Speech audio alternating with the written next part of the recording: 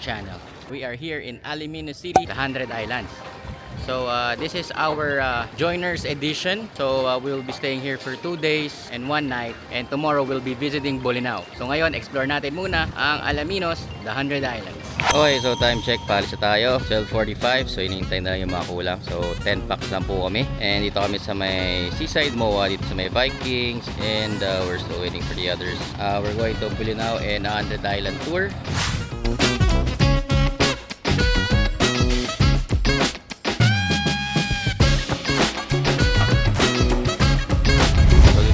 Breakfast, hindi ata to kasama sa package tour. Hindi ako nagkakamali. Ang order dito is 150. 150 hindi po kasama yun dun sa ano, no? 120, sir. 120. Hindi po kasama sa ano po yun. Separate yun, sir. Okay. Ang namin yung bangka lang at saka yung tour. Okay. Thank you. So mga register pala tayo dito. And 120 for the bangka and entrance fee. So register lang namin. Tapos pinag-ready kami. So magpapalit ako mamaya na pambasa. Tapos nagbawas ako ng gamit sa bag. Hindi na ako nagdala ng mga extra damit. Hindi ko na dinala yung buong bag. Meron ako isang maliit na bag na dinala. Just in case na pwede naman iwan sa kotse. So and ang itinerary today, first is yung 100 Islands. Kaka-breakfast lang din namin. Ganito pala feeling pag pag solid joiner ka, parang mahirap. Siyempre hindi mo kilala yung mga kasama mo. Kasi kung anong mangyari. Yung isa nakausap ko, pala siya day tour. Nahiwalay na siya sa grupo namin kasi kami mag-overnight kami. Kaya ganun. Hopefully di umulan para makapag-ground shots tayo mamaya. Ang life vest, meron provided sa bangka, nagagamit habang nag-navigate, habang nagta-travel kayo. Pero during activity, hindi natin siya pwedeng ibaba. Pagka gusto nyo mag-rent, dito sabihin nyo sa amin, ipoprovide nila 200 ang set nun, life vest and snorkeling. Yung package kasi ng tour, kasama ang mga coral gardens, cliff diving, underwater cave. Sabihin nyo, pagka gusto nyo yun, dito, po-provide na nila sa atin bago tayo umalis. Wala kasi tayong mararent dun sa island. Kaya pakicheck nyo na lang, gusto nyo, mag-rent na kayo.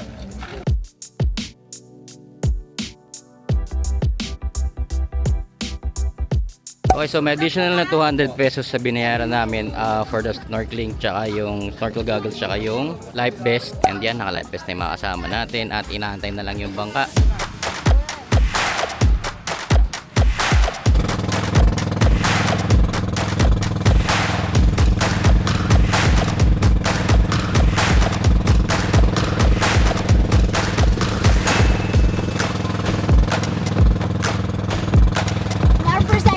Connecting 3 islands po. This one is Sandal Island po because the rock formation like a sandal and also a viewing. And then ito po sa left side nyo, yung Ramos Island because they have a bonsai garden, beauty, coffee island, museum, at saka chapel. And then ito naman po yung sa center, yung Pilgrimage Island. Pilgrimage Islands have 1,413 steps, 14 station, church, and Jesus the Savior. But sa exit po is 185 steps going up the Jesus the Savior's.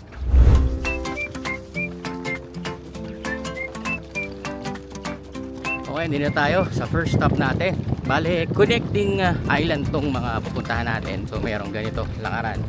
May mga museum dito sa gilid. Sa island na to, tas dito yung Pilgrimage Island, Jesus the Savior.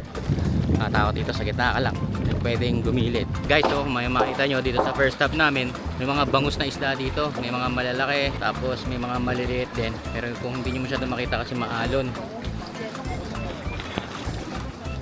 So ito yung mga pupuntahan natin, the Pilgrim Island.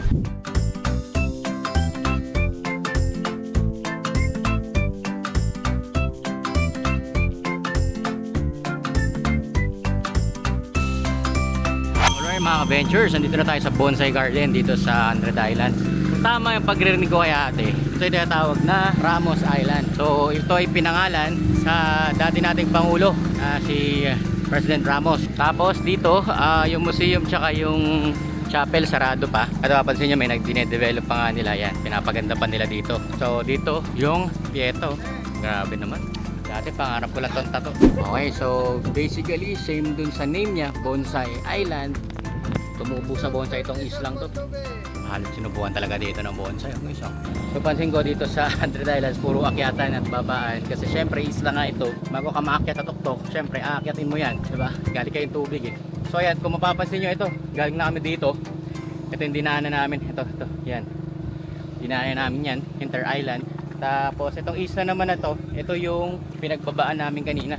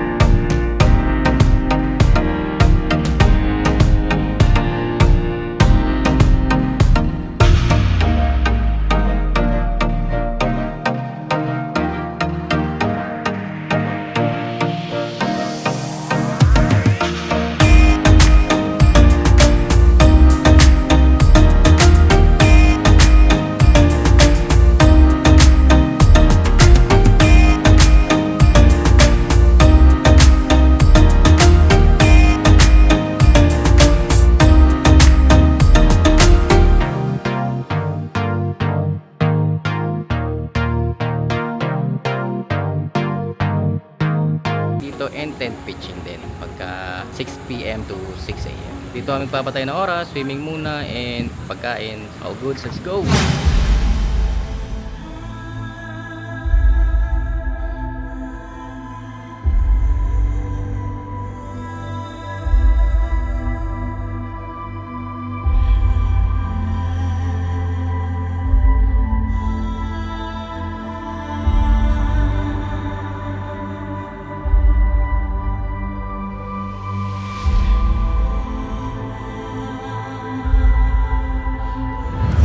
Palipad lang natin. Ikutin natin itong Quezon Island na to. No, dito kumukonekta yung zipline, no. Dito nag-e-end yan. Yung second floor may canteen, no. Tips dito is magdala na kayo ng pagkain kasi dito medyo pricey din yung mga pagkain nila. Order tayo ng fried chicken quarter leg, 250 yun. Tapos rice 25. Tapos bumili tayo ng mismo 25 pesos din, 35. 300 din ang ating lunch today, guys. So ito nga, dito tayo sa second floor. Dito may canteen. Pwede naman kayo umorder doon. Mga kikiam, fishbowl, yan. So expect nyo medyo pricey. Bakit? Kasi nasa east na tayo eh. So parang tourist spot din to. And mahirap daw dalhin dito yung pagkain kasi gagastos ka pa gasolina, tapos may permit pa daw. So talagang mas mahal ang mga pagkain dito. Kung gusto nyo naman makatipid, pwede kayo magdala ng pagkain. Tama yung sinabi nila kanina umaga na mas triple na yung gastos pag dito ka na bumili. So yun, advisable talaga magdala na kayo ng pagkain. Pero tingnan nyo yung view nyo. Yan. Grabe, ang ganda. Yes. So early lunch muna tayo. 1 piece chicken and rice. Tapos umorder tayo ng tubig. So yan. So ito view mo habang kumakain kayo, guys. Okay, kakatapos na natin kumain. Tara, sunugin natin to. Swimming muna tayo. So pag dito ay pwede nyo arkilahin na tayo isang gazebo na yan. Ayun, day tour 600, overnight 1,000. So dito rin may mga mag-aalok ng ganyan. Kano kilo niyan, te? 150 boss. 150 lang. Steam na.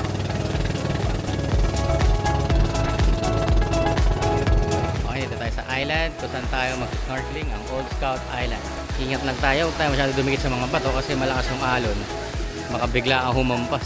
Okay, day 2, good morning. And paalis na kami. Time check, 6 o'clock na. And first pupunta na tayo sa Bolinao. Puntahan muna natin ang churches, mag-breakfast tayo. Tapos mga caves, tapos yung falls, and then dun tayo sa beach. So that will be our itinerary for today dito sa ating edition ng Joiners. Update namin kayo sa mga pupuntahan natin.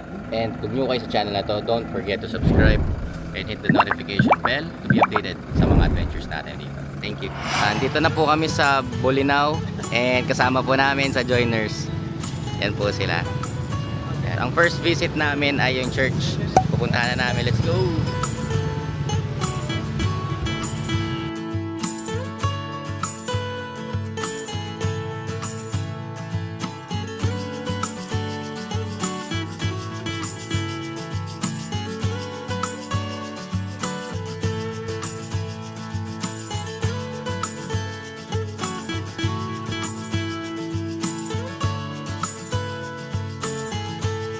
Okay, breakfast muna tayo dito sa D&Y Food House.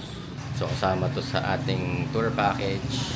And so andito na tayo sa Bolinao Falls and magre-register muna kami. Ayan, na-register muna tayo, guys. Okay, so may babayaran tayo ditong environmental fee, 40 pesos. Good for 4 days na siya. Ang covered dito ay yung Bolinao Falls, Patar Beach, tsaka yung lighthouse. Okay, so pwede mo nang gamitin 4 days. Kung dito mag-stay 4 days, pasok na sa'yo yan.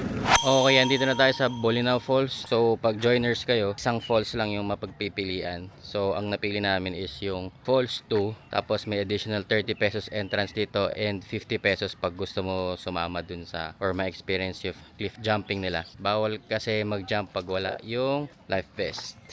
So ito mga rules and regulation dito pag pumasok kayo sa falls. No cliff diving nakalagay. Ito. Pero pwede yan basta meron kang ganito. Resibo. Kasi bibigyan ka dyan ng life vest. So 50 pesos lang, may experience mo na mag cliff dive doon. Tumingin sa nilalakaran, huwag sa kasama. Pasay ko pa lang sa'yo eh, nanganib na ang buhay ko eh. So pagbaba namin ito nabubungad sa inyo, guys. So tingnan nyo naman kung gaano kalinaw yan. Grabe, ang napakalinaw. So yung resibo na binigay sa atin kanina, ito dito natin kay Kuya bibigay. Grabe, ang linaw. Grabe, ang linaw. Sheesh. Malalim naman siya.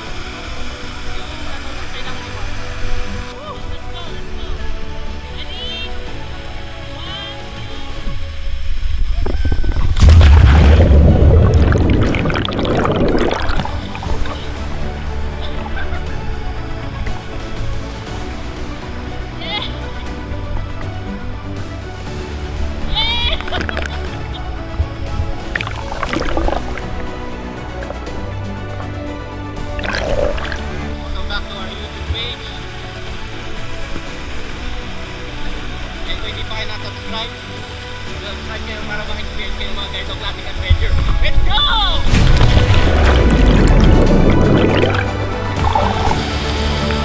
Yeah! Hirap pumunta doon sa lubot. Kailangan na nakahalag kasi.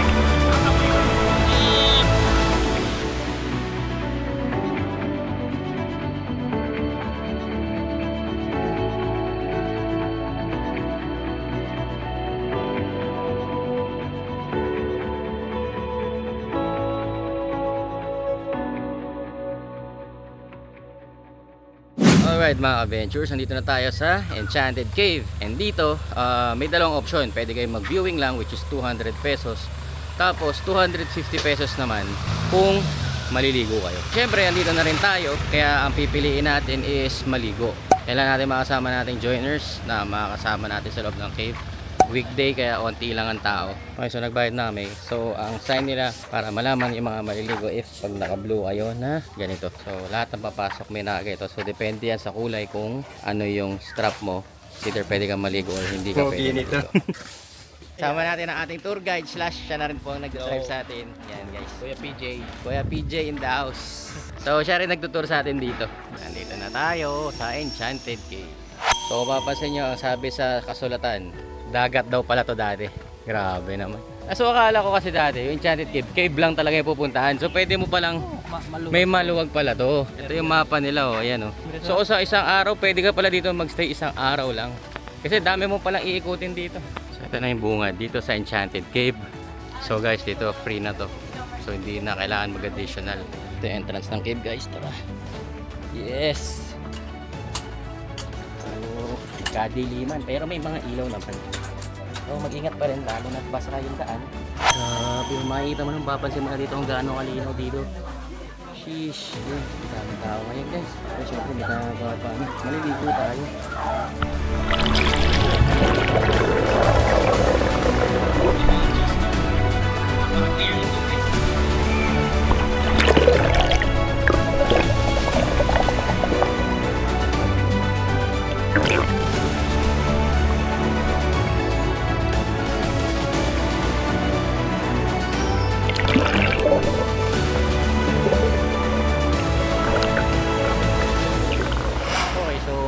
Tapos na namin dito sa Enchanted Cave. Grabe, napakalinaw talaga ng tubig dito sa loob ng cave. Marami rin palang activities dito. Akala ko yung Enchanted Cave talagang soul na yun lang yung pinupuntahan. Pero hindi, meron din mga resort dito.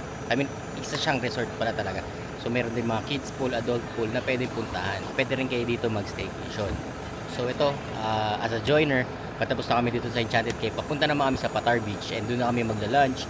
And then after that, pupunta na kami sa lighthouse. So pagpunta namin ng lighthouse, dadaan kami sa may bandang souvenir shop. And then yes, tapos na yung tour natin for the day. 2 days, 1 night. Grabe, we are here in Bolinao sa may Pangasinan. And Alaminos, kahapon naman nandun tayo. So na-enjoy natin yung place.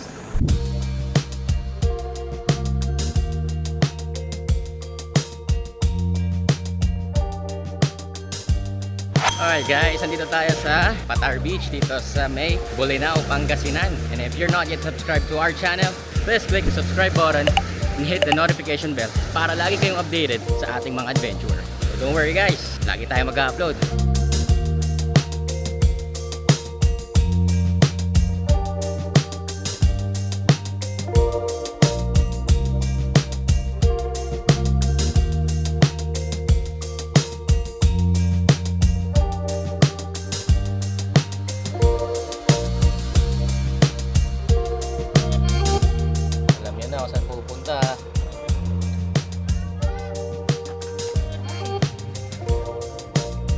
Okay, so ito na yung last stop natin bago tayo umuwi.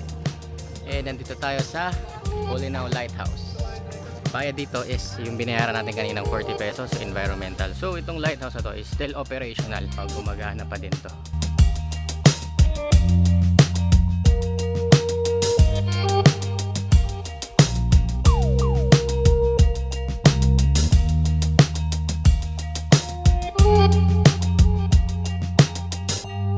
Daming pagpipilian dito ng mga pasalubong pag napadaan kayo dito sa lighthouse.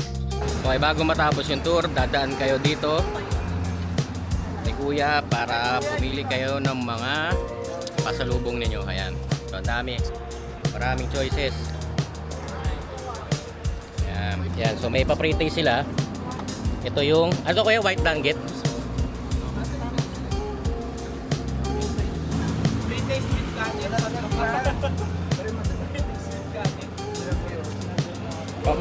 White danggit. So pag kumain kayo dito, pwede kayo mag-request ng kanin. So this marks our episode. So pauwi na tayo and last na to sa ating joiners. And sa mga hindi pa subscribe to our channel, please do subscribe and hit the notification bell para man maging updated kayo sa ating mga adventures. Kaya pala, ito yung Tabor family na pinicture natin kanina. Shoutout sa inyo guys. See you on our next video. This marks the end of our video. Maraming salamat sa lahat ng suporta at pagmamahal na ipinakita nyo sa amin mga ka-ventures. Para mas marami pang travel ventures, pindutin ang subscribe button at i-click ang notification bell para laging updated. Tulad ng lagi, stay safe, ride safe, God bless sa ating lahat. Kita-kits sa susunod na video.